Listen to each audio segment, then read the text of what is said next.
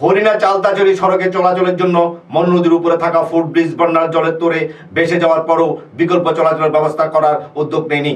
অর্ধসমাপ্ত ব্রিজের উপর দিয়ে জীবনের ঝুঁকি নিয়ে চলাচল করছে সাধারণ মানুষ।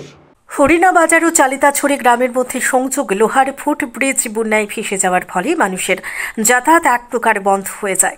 এতে এলাকার মানুষের চরম দুর্ভোগের কথা গত 25 আগস্টে নবীন ত্রিপুরায় প্রচারিত হয়েছে। যদিও এখনও অবধি এলাকার মানুষের দুর্ভোগ লাঘবের কোনো উদ্যোগ নেওয়া হয়নি। এখনও এলাকার মানুষ জীবনের ঝুঁকি নিয়ে মনু নদীর উপর নির্মীয়মান বিশাল লোহার ব্রিজটির উপর দিয়ে চলাচল করতে হচ্ছে। মনু নদীর উপর এই ব্রিজটি দিয়ে প্রতিদিন জীবনের ঝুঁকি নিয়ে লোকজন, স্কুল ছাত্রী, কৃষক অর্ধসমাপ্ত লোহার ব্রিজ দিয়ে যাতায়াত করতে বাধ্য হচ্ছেন বিপজ্জনকভাবে এক প্রকার জীবন হাতে নিয়ে।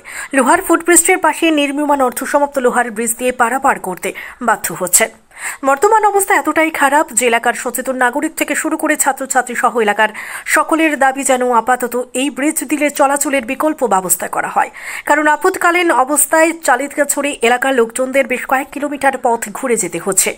উল্লেখ্য, প্রতিদিন এই ব্রিজ দিয়ে 5 থেকে 7,000 লোক যাতায়াত করেন। আর এই লোহার ব্রিজটির নির্মাণ কাজ শুরু হয়েছিল আজ থেকে প্রায় 15 বছর আগে, কিন্তু কোনো এক অজ্ঞাত কারণে ব্রিজটি এখনও সম্পূর্ণ করা যায়নি। তাই এলাকার লোকজনের দাবি ব্রিজটি যেন অতি দ্রুত সম্পূর্ণ করা হয় এবং বর্তমানে প্রশাসন যেন আপাতত লোহার নির্মীয়মান ব্রিজটির উপর লোহার পাত বসানো হয়।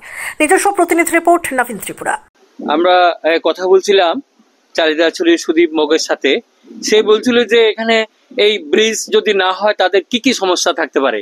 সমস্যাতে আমাদের খাবার জন্য বাজার টাজার করতে পারে না, আরো রেশন থেকে একটি সমস্যা, যাইতে রাস্তা নেই।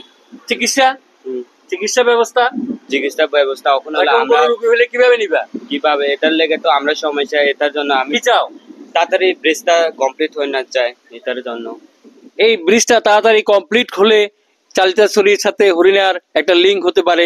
মানুষের যে পরিষেবা পাওয়ার যে অধিকার বা পাওয়ার যে তারা পেতে পারে সেই ব্যবস্থাটা সরকারকে করতেই হবে। সমস্যা তো ডেইলি তো কষ্ট, সবাই তো যেমন লাগে কষ্ট, তো আমরা বুড়া মানুষ আরো কষ্ট। তো ব্রিজ হইতেছে না, এত বছর 14-15 বছর হয়েছে কমলি। রাস্তা তো দেখেন না কি অবস্থা। আগে ফ্যান ব্রিজ আসলে এটা ভাঙিয়ে গেছে গায়ে, এখন ইয়ে তো হইতেছে না।